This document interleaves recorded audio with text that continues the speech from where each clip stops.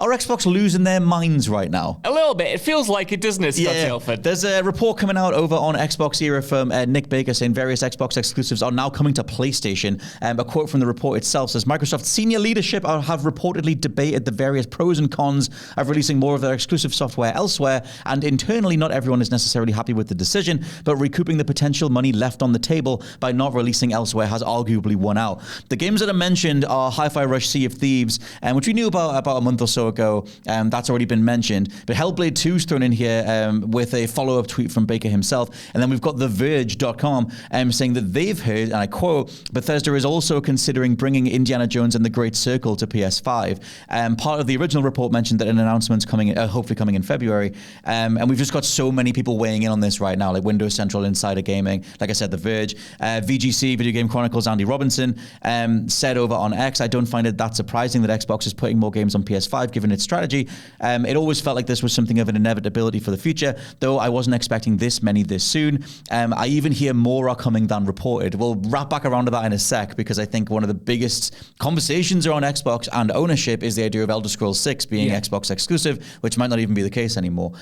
Thoughts on this shift? Lots of thoughts, Scott Tilford. One, I fully regret telling my friend to buy an Xbox for Starfield last year now. You said Palworld wrong there. Oh, get lost. Get one for Palworld. So he was looking at Starfield and he was like, I love Bethesda games. Should I just take the plunge? And I said, sillily, that's not a word, but you know what I mean? I said stupidly, get it. You'll be future-proof. The Elder Scrolls is coming. You've got all these games to look forward to. Call of Duty and all He's that. never going to let me live that down now, so thank you, Phil, and everyone else. Bill, if you're still at that company. To throw it in. It is worth saying that, all the conversations that we had about Game Pass as a phenomenal deal in gaming, the best deal in gaming, it still is. Yeah. And the idea being that you would then tell someone to buy a Series S because you're future-proofing, the idea being that they're going to hoover up all of these different properties, all these different, do all these different deals to at least do a time release window on Game Pass, like what Rockstar have been doing with Red Dead 2 or GTA 5. This kind of detonates that whole idea. I guess the idea is that you would still get Game Pass available in other places, which we'll talk about in a bit. Microsoft's wider plan to just become a streaming platform overall, and ostensibly be a new age Sega in regards to going from consoles to just streaming stuff. We'll wrap back around to some stuff, but I mean, thoughts on even the new Indiana Jones being on PS5 as well? Yeah, well, look, right, I think from a really cold business perspective, I can see why the Microsoft brass have looked at the margins on the return on investment, the ROI on these games, as these companies so like to roll that term out, and gone, we can be making more money here. Because we mentioned this when we were talking about Xbox a few weeks ago on the podcast, are people buying Xboxes for these games? Will it be a copy... Will it be a copy missed out on if they don't put it on another machine? Because will it be good enough for people who own a PlayStation only to say, no, I need to buy into this system for this game? I don't think so. I don't think anyone's buying an Xbox for Indiana Jones or even Starfield. And I think maybe the numbers prop that up. So it's not like it's a console not sold if you start selling these games on PlayStation. I don't think the world works like that right now, in my opinion, in a mainstream from a mainstream perspective. However, I do think there is money to be made if you put those games on other platforms, because then you suddenly get that massive install base, and they probably weren't going to buy an Xbox anyway, but they might buy Indiana Jones for £70, And I still think Xbox still has a reason to exist, because those games, you imagine, will be Game Pass day one on Xbox consoles and PC. So they still have that bargaining chip of, you can buy it and give us more money if you're on a competitor, but this is still a great deal, because if you buy into our ecosystem, you can get Indiana Jones for quote unquote free, you can get Starfield for quote unquote free, and you're not having to pay that higher price. I think it's them trying to have their cake and eat it too, because I don't think the model of, if we make these games and we invest in these franchises, we'll suddenly get the big market share that we want. Everyone will jump ship to our machine. I just don't think that is the reality of Xbox. And if you buy all these studios and that's still not the case, it may never be. I wanted to get a specific percentage for this. It's over on GfK data saying that when Starfield came out, Xbox Series S and X sales jumped 76% week on week. So I remember at the time talking about that whole thing that Phil Spencer said about like they've lost the war kind of thing. You know, everyone built their digital libraries across the last generation and they just can't compete with that. And people are locked in with the libraries that they have and the money that they've spent, and no amount of 10 out of 10 games is going to do it for them. And I staunchly disagree. And I would point to things like those console sales, but it depends what business they want to be in. That's it, right? Maybe he's saying that because they just don't care about it. This is too small a picture. Like, it was always bigger. I remember when the conversation was doing the rounds on the Xbox. It was called the Keystone. It was like this little streaming device thing that was seen on Phil Spencer's shelf, and it was mentioned as like the future of Xbox. And we also know there was that big data leak last year about the next Xbox console. It looks like a Series X, but it's rounded and it's just a streaming tower essentially. And it is that thing of like, what is their end game? Do they just want to be a glorified version of EA Play or, you know, UB Plus or whatever the hell they're calling it this week? Like any version of a library that you just access through another console storefront. And is that enough? Like, do they make enough money that way? I mean, yeah, they would.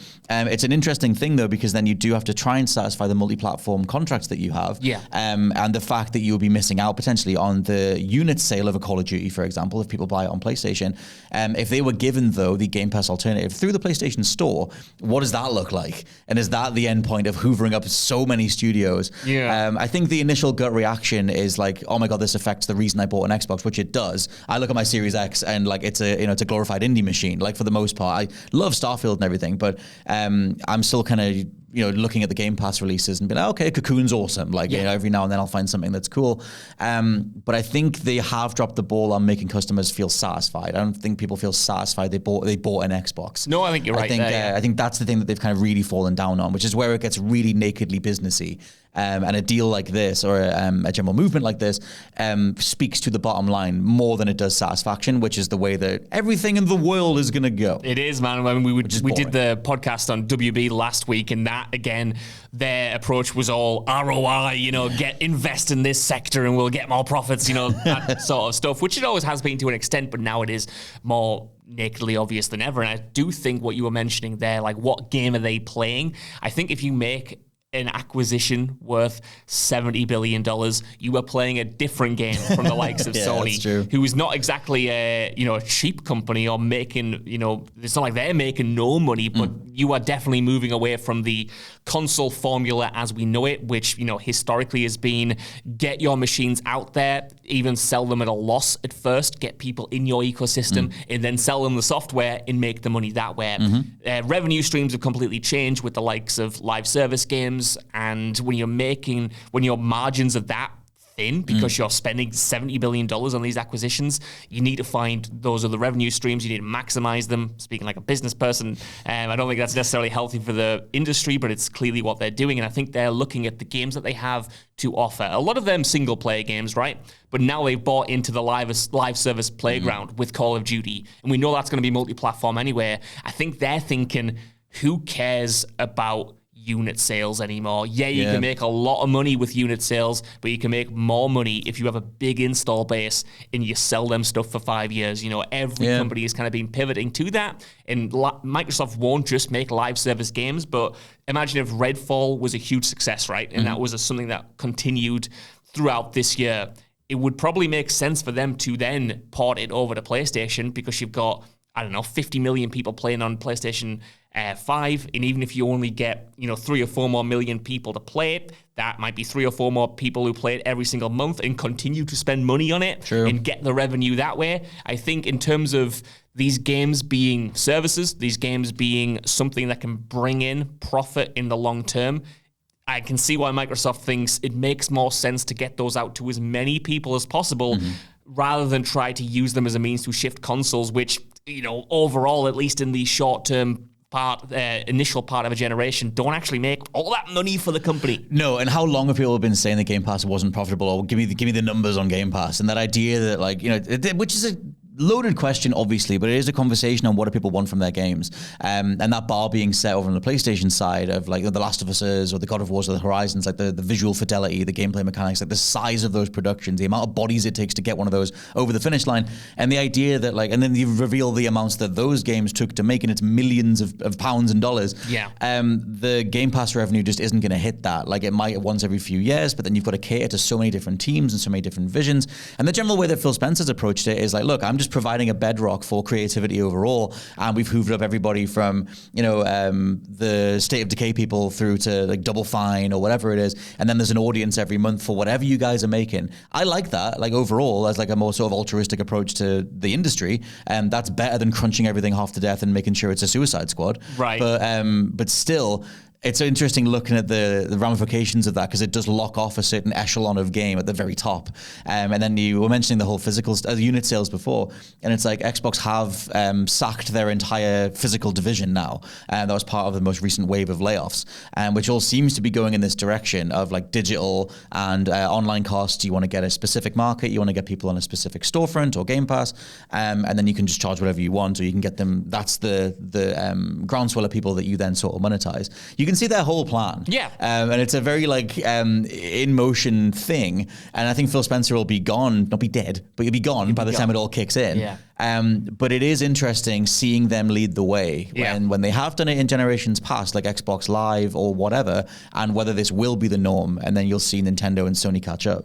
Even though I've not defended the practice, but I've tried to see it from their point of view with what I've been saying in the podcast previously, Xbox are in a real ugly position for me right now. They've had my benefit of the doubt for what, 8 years now, 7 years. I've been saying, they might be able to do what you said, cultivate creativity, get these games out, do right by these studios. But over the past few months, since the consolidation of the Activision Blizzard deal, I've seen Microsoft as a whole as an entity that is now looking at how much they've spent and going, right, we need to make some money now. Yeah. We need to make a lot of money to justify spending $70 billion and the rest on the other studios we've purchased. Where's that profit coming from? Because someone at the very top level has had to make this decision. Otherwise, it doesn't make sense. Because when we were looking at the FTC trial into that acquisition last year, it was like Phil Spencer was talking about, we're going to make some things exclusive where we're not going to do this thing where we don't really want to open everything up. We'll put COD on other consoles, but we've bought some of these studios for a reason. We want to make the Xbox brand itself bigger and kind of have that healthy thing. And now suddenly they've almost pivoted and gone, actually, we might make a bit more money, make a few more pennies if we get this stuff on the competition's platforms. And at the same time, we need to save some money because we spent $70 billion. We're going to sack nearly 2,000 people. Yeah. And it's ruthless and it's brutal. And to me, it's antithetical to what Phil Spencer has been saying for years and trying to cultivate. I don't know if it was his decision to do this. I don't know whether it becomes higher than him, but at the core of it, I think it's just a terrible move across the board. It makes Microsoft look like they're not interested in anything but the money, the return on the investment. Just get it by any means necessary. Yeah. Sack off the physical teams, sack off all of these devs, sack off the QA teams, focus on franchises, get these games out. We don't care about the console. Get them out on PlayStation so we can get that bit extra revenue. About making those slim margins a little bit thicker. And I think whatever business it is, if your primary concern is increasing that margin by 5%, I think you've got the wrong priorities. But also, I think their defense would be like, well, that 2,000 staff layoff number would be higher if we didn't do this thing. Right. Whereas another counterpoint to that would be assumedly look at the layout of the salaries on the various CEOs and the way that their structure has gone, because they did just clear some insane sales, revenue, bottom line milestone at the end of last year. They're one of the most profitable companies in the world. Sorry, I'd interrupt them, but I think that goes back to what you were saying about what game are they playing, what do they actually want? Because they've made all of these cost cutting exercises and moves, but their revenue was up last year. It was up nearly 50%. So how much? Not for the people at the bottom. That's it. How much revenue would be enough to justify it and, in your eyes, be sustainable? Like, what game are you playing? How much is going to justify these acquisitions and all of the changes that you're making internally? Like, what do you want? What is success to you? Because at that point, I don't know what Microsoft thinks is a success. I kind of know what Sony thinks is a success. I know what Nintendo thinks is a success. With Microsoft, I don't know when they think they're doing well or when they think they're doing bad. It's kind of like Square Enix in that regard, where it's like, what do you want? Well, what do you want out of this industry? Totally. I think, and I could be way off with this, but I feel like PlayStation is more important to Sony than Xbox is to Microsoft in terms of their brand identity. Yeah. Sony PlayStation is a large thing. Whereas if you watch, I forget the name of the actual name of the documentary, but Xbox put it out themselves in 2023. It was looking at the last 20 years of Xbox. There's a whole documentary on their official channel. It's in like 10 episodes, but it's the whole history of Xbox. Really, really well done. But when the Xbox One went so sideways, all the conversations at the time were about just getting rid of the Xbox division of Microsoft. Yeah. And it's not that fundamental to their bottom line. Like, in terms of the acquisition that was made, that'll have brought a lot of money in from the Activision deal. But still, it is that conversation on what does success look like when Xbox is as big as Windows or whatever? Like when it's that fundamental to the brand. Like, and if you're so many rungs above Phil Spencer making those calls or in those boardrooms or whatever it is, the amount of bodies that get cast to the side when those table swipes get done, like it's they are lewd. I mean, there's a whole wider conversation to be had about the fact that is a reality that is happening across many different industries. And obviously in the minute, the amount of layoffs in the gaming industry hasn't slowed down. Like we've had it was almost 6,000 across January alone. More people that have lost their jobs, some of them with very little notice. Maybe it's a recalibration that works out better in the long run and people know where they stand on this new plan overall, but that's giving them biggest benefit of the doubt to a company that has been flailing for about 10 years. That's it, man. And like for me, they no longer deserve that benefit of the doubt because, I wouldn't have liked it even if they were losing money, because I still think that's on them to have better plans, but they're making money, and it does feel a lot of it, it's to me, this is pure speculation. And this is why I think it may be above Phil Spencer. Not saying his hands are totally clean, not saying he didn't have anything to do with it, but it feels like we talked about this with WB and the way that the parent company and the people who were usually in charge of movies suddenly were looking at gaming. And then it was almost like they noticed that division for the first time and realized, oh, this is how much money we're spending and this is how much money they're getting. It's almost like they just saw them on a spreadsheet. And we talked about how, like, sometimes you can fly low in a business. If a business is that big, like, Microsoft, you can just not be that pressing of an issue until you are. And entirely speculation, but I wonder if the $70 billion acquisition was enough to suddenly get Microsoft's Eye of Sauron looking at Xbox and then going, oh, if you're going to spend this much money, well, we need to scrutinize this a bit more now. And I wonder if they didn't have that scrutiny before, because like you said, it was like to Microsoft, they didn't necessarily even need Xbox. They could have sold it off, but now I wonder if they have that level of okay, people are looking at us now. Now they're getting involved. They're making decisions. I could be entirely wrong. I've just, like I said, seen it happen before with WB and some other studios. I was going to say it mimics other industries at this point in human history, this point in time. And go check out our other video on the Warner Brothers overall plan for the next few years, because it's similar stuff of making such big, grand, sweeping decisions that drastically affect the creative stuff that comes out the other end. The way that this is going to go, I guess we might as well touch on the idea of, does something like Elder Scrolls 6 go multi-platform? I think at this point, my gut says yes. Yeah. Like you can't really lock it down if you're committing to this at this point. Even if they commit to this for like a couple of years or something, or however long it is, I don't think you walk it back and then you redouble down on your Xbox exclusives and then have an insane console. I think we're past that now. Yeah. Which was always the bigger game that they were playing, but it's assumedly PS5 owners will be getting Elder Scrolls 6 and Doom and everything else. I think it might not be day and date. You might not get them. You might not get a simultaneous release across the platforms. I think the Verge article on Indie suggests that the game will drop on PC and Xbox this year. Then a few months later, it'll come to PlayStation. I think it might be a situation like that, depending on how well this experiment works. But yeah, if they're going ahead with this, if they're putting Starfield on PlayStation, which you would think would have been the most likely to stay exclusive because it's a new IP for Microsoft and Xbox, I think Elder Scrolls absolutely is going multi-platform because that will inherently sell more. It perception-wise, I think it has it would be a harder sell to suddenly just say this once multi-platform thing is now exclusive. So yeah, why not just go, all right, it'll sell 30 million copies if we put it on everything. Let's do it. Yeah, at least as well, like as a positive takeaway on the most base level possible, at least more people get to play cool games. Oh, absolutely, yeah. Like there is also that. I think a lot of the business machinations and the bodies that have been cast aside in regards to the layoffs is a horrific reality of the modern world. But you would hope that on a long enough timeline, it gets to some, like I said, some sort of plan that makes sense. Because there's so much money being thrown into this.